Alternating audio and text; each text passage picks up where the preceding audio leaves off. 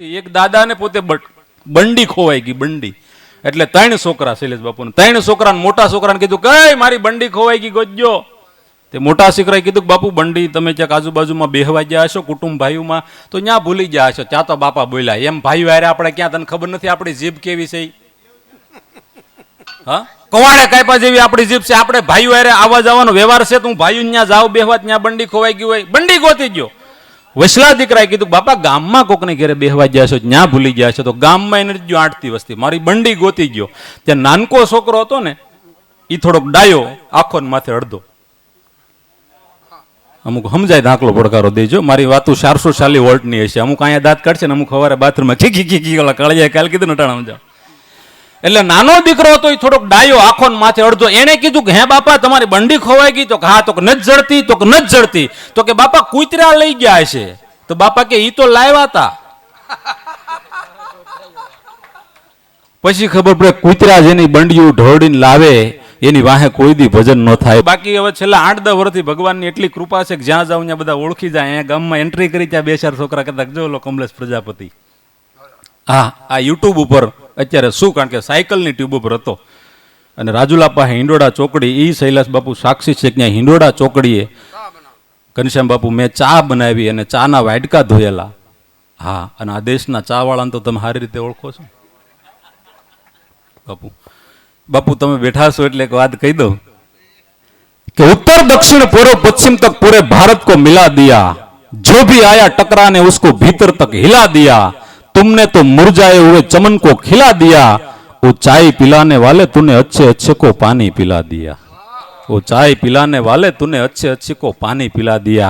પણ બાપુનો અહીંયા ભગવો ભેગ જોઈને રાજી થાવ છું શૈલેષ મહારાજ કે આ દેશમાં ભલે સાહેબ આપણે હવ ને બધા આ દેશ સનાતનની પરંપરા બધાને આવકારે છે, બધાને બે હાથ જોડે છે.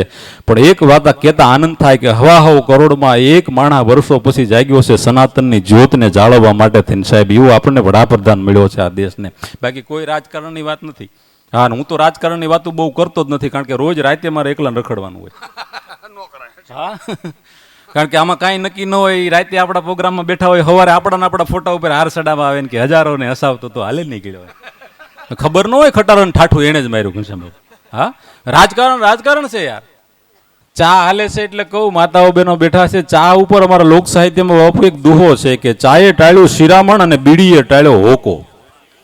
ચા આવીને એટલે શિરામણ વહી ગયું. નકર એક તમને કહું, આપણે ખુમસો હોય ને એવડા અમુક માવડીઓ રોટલા કરતી અને ઈ રોટલા ઉપર લહણની ચટણી અને માખણનો પીંડો હોય, આનું શિરામણ કરતા. અને ત્યારે 90 100 વર્ષ લગી દાદાને કાંઈ ન થતું. એટલે લોક સાહિત્યનો દુહો કવિ એમ કે ચાએ ટાળ્યું શિરામણ અને બીડીએ ટાળ્યો હોકો, હવે હાહુનું કોઈ હોવ કરે નહીં, કોનો કરવો ધોખો.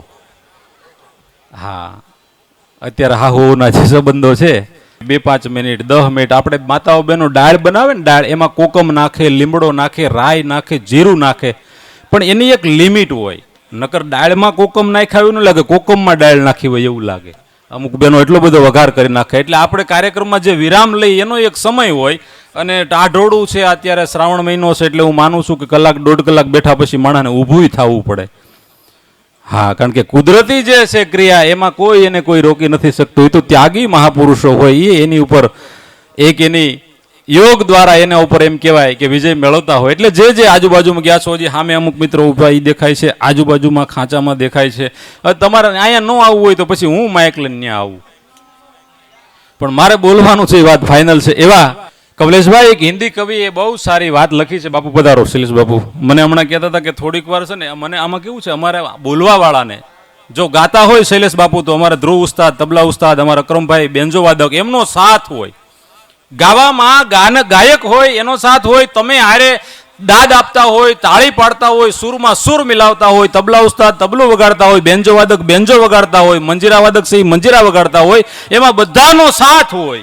હવે અમારે બોલવા વાળાને કેવું હોય, આમાં હું ને તમે, બીજું કોઈ નહીં હોય. હા બાપુ, હું બોલું એમાં કોઈ વચ્ચે ન પડે, અને એક આપણા વડાપ્રધાન બોલે એમાં કોઈ વચ્ચે ન પડે, ને પડે એ ન જડે. कि कबीर यह संसार के 5 रतन है सार, एक साधु मिलन, एक हरि भजन, एक दया दान અને ઉપકાર. આ 5 રતન એવા છે સાહેબ, આ સાચા રતન છે. બાકી તમે ગમે એટલા મોતી કે હીરા સોનાના બિસ્કિટ જે તિજોરીમાં મૂકો એકવાર તમારે મૂકીને વયું જવું પડે.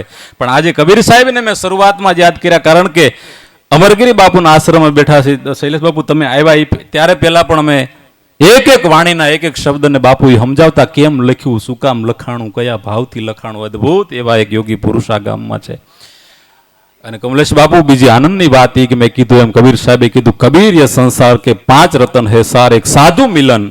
શૈલેષ બાપુ સાધુ શું કહેવાય એની વાતથી શરૂઆત કરું છું. 2-4 જેની વાત કરીને પાછી આગળ ઉપર આપણે ભજન આરાધકને સાંભળશું. સાધુ કોને કહેવાય અને સાધુ કોને મળે, સાધુ હું છે એની વાત તમને કહું. કબીર સાહેબે કીધું, કબીર યે સંસાર કે 5 રતન હે સાર, એક સાધુ મિલન. 5 રત્ન અને કયા કયા? કબીર યે સંસાર કે 5 રતન હે સાર, એક સાધુ મિલન, એક હરિભજન, એક દયા, એક દાન અને ઉપકાર.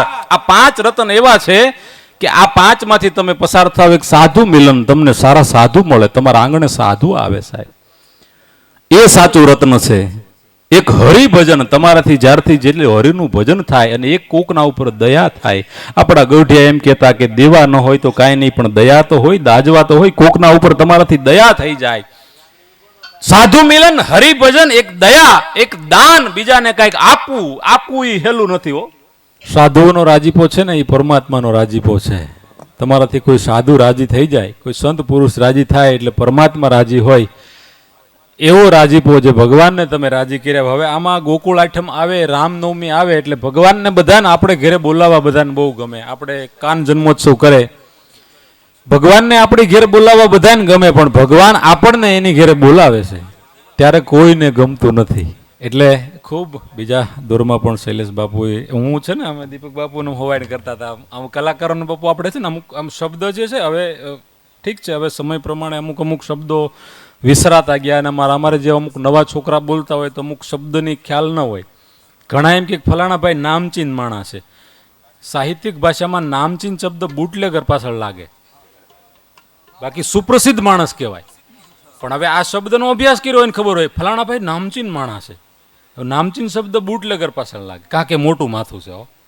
અમારા ગામમાં ફલાણા ભાઈ બહુ મોટું માથું. પછી હવે અમારા સ્ટેજ ઉપર એક શબ્દ વારંવાર બોલાય કે ભાઈ હવે તમે ફલાણા ભાઈને રજૂ કરજો, ફલાણા કલાકારને રજૂ કરજો. મેં ભાઈ રજૂ કોર્ટમાં કરવાના હોય. રજૂ જે શબ્દ છે ને એ કોર્ટનો છે, અને હવે એ અમારા અમુક કલાકારને કરવા પડે છે. એટલે હવે એ કંઈ બોલીએ તો વાંધો નથી,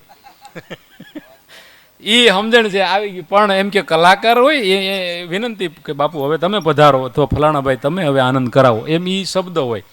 હવે તમે જુઓ, આપણે પથ્થરો છે, કોઈને એમ કહે ને કે પથરા જેવો માણસ છે, પાણા જેવો છે, તો એને ખોટું લાગે. પણ એમ કહે કે ભારે માણા ભારે હો, વજનવાળો માણા, તે રાજી થાય. પછી એમ કહે ફલાણો માણા હલકો છે, તેને બહુ ખોટું લાગે. ફૂલ જેવો ભાઈ, આની વાત ન થાય. એટલો ફેર છે. શબ્દ આ રહે, શબ્દ સંભાળ કર બોલીએ, શબ્દ કો હાથ નહીં પાવ, એક શબ્દ ઔષધ કરે ઓર એક શબ્દ કરે કાવ. ભગવાન પાસે હંમેશા જોજો, માણસે બધું માગ્યું, દીકરા ગયો, રૂપિયા ગયો, જમીન ગયો, થોડુંક હજી આ નામદામ ગયો, પણ આજ સુધી શૈલેષ બાપુ ભગવાનના મંદિરે જઈ અને એક વસ્તુ છે ને દરેક માણસને એમ છે કે મારી પાસે પૂરી છે, એ કોઈ દી નથી માગી બાપુ. એ દરેક માણસો આજ સુધી દરેક માણસને વિશ્વાસ છે કે આ વસ્તુ મારી પાસે ભરપૂર છે. ભગવાનના મંદિરે જઈને કોઈ દી કોઈ એમ નથી કીધું ભગવાન મને બુદ્ધિ દ્યો એમ, કારણ કે દરેક માણસ એવું માને છે કે હું ભારો ભાર ભરીને બેઠો. હકીકતમાં ઘટે છે એ નથી માગ્યું. આપણા વડીલો એમ કહેતા સદ બુદ્ધિ દેજો, હે ગુરુ મહારાજ, હે પરમાત્મા, હે મારી કુળદેવી, મને સદ બુદ્ધિ દેજો, સત હારા માર્ગે વાપરવાની બુદ્ધિ દેજો. બાકી હોય ને કામી લઈને ભેગું કર્યું એ મોટી વાત નથી, પણ સન્મતિ દેજો એવું આપણે માગતા. સત બુદ્ધિ દેજો, હારા વિચારો દેજો એવું માગજો, તો ઓટોમેટિક ઓલું હશે એ ડબલ થાય. એટલે એ શબ્દનો પ્રતાપ છે. અમુક બોલે ને તો આમ તમે જોજો એની જીભ કવાડે કાપ્યા જેવી હોય. એક દાદા હતા ને, છોકરાને લગ્ન નથી કે દાદાને વાડીએ મૂકી જાઓ, દાદા નહીં બોલવાનું બોલશે, તો દાદાને ટીંગા ટોળી કરી વાડીએ આલો 2 દી, તો મને ભલે વાડીએ મૂકી જાઓ પણ માણેક તમે આઈનો હળગાવતા. હા, અમુકને કુદરતી જીભ જ હોય, તમે જોજો.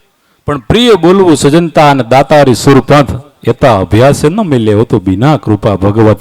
તમે હારું તો જ બોલી શકો, તમારી પર પરમાત્માની કૃપા હોય. તમે હારું તો જ ગાઈ શકો, તમારી પર પરમાત્માની કૃપા હોય. બાકી મોઢામાં આ વિચાર કરો, ગામ આજુબાજુ તાલુકો જિલ્લો દી ઉગેથી દી હાથમાં તમે ફરીને આવો તો ગામમાં ઉના જઈને આવો તો કેટલા માણસ શૈલેષ બાપુ આપણને હામાં મળતા છે. હાથ અબજની વસ્તી છે. કેટલા લોકો આપણને હામાં મળતા હશે. ઘણા લોકો તમને ઊંચો હાથ કરશે, ઘણાની હારે તમારી ચાર આંખું ભેગી થશે. અરે આ જ ગામમાં રહી પણ આજુબાજુના 5-25 ગામમાં આપણે જીવન પૂરું થઈ જાય તો ઘણા માણસ એવા હશે કે જે આપણને એ મળ્યા નહીં હોય કેળામાં અને આપણી ચાર આંખું ભેળી નહીં થઈ. આ 7 અબજની દુનિયામાં 125 કરોડની ભારત દેશની વસ્તી, વિશ્વની 7 અબજની વસ્તી, પણ ઘણા માણસો એમને ગુજરી જાય કે આજુબાજુના ગામના માણસો એને મળ્યા નહીં હોય. હવે તમે જોજો જિંદગીમાં ગણ્યા ગાંઠા એવા સંબંધ હશે કે તમે જે સમાજમાંથી છો એ સિવાય બીજી જ્ઞાતિના હશે. આપણે તો સાધુ હોય, પછી આપણે દરજી હોય, લુહાર હોય, સુથાર હોય, આપણા અમુક ઘર હોય. તમે જોયો સાધુઓનું ગામ ન હોય, ગામમાં સાધુ હોય. કુંભારનું ગામ ન હોય પણ ગામમાં કુંભાર હોય. દરજીનું ક્યાંય ગામ ન હોય પણ ગામમાં દરજી હોય. હોનીનું ક્યાંય ગામ ન હોય પણ ગામમાં હોની હોય. કારણ કે આ બધા એવા જીવ છે કે એની જરૂર પડે, એના વગર કોઈને હાલે નહીં. પણ એવા અમુક જીવ હોય જેની યારે આપણે ઋણાનું બંધનના કાંઈક સંબંધ હોય તો આપણે એક લોહી ન હોય, જ્ઞાતિ એક ન હોય, પણ અહીંયા એની યારે મળી ગયા હોય. નથી કહેતા ફલાણા ભાઈને અમારા ઘર જેવો સંબંધ. આ શબ્દ કે અમારા ઘર જેવો સંબંધ હો. આ ઘણા એમ કે અમારા ફલાણા ભાઈને ઘર જેવો સંબંધ, પણ બહાર ગામ જાય ને તો સાવી ન આપીને જાય, તાળું મારીને જાય કે અમારા ઘર જેવો સંબંધ. એટલે સમજી લેવાનું ઘર જેવો છે પણ કંઈક ખૂટે છે, એમ તાળું મારીને જાય.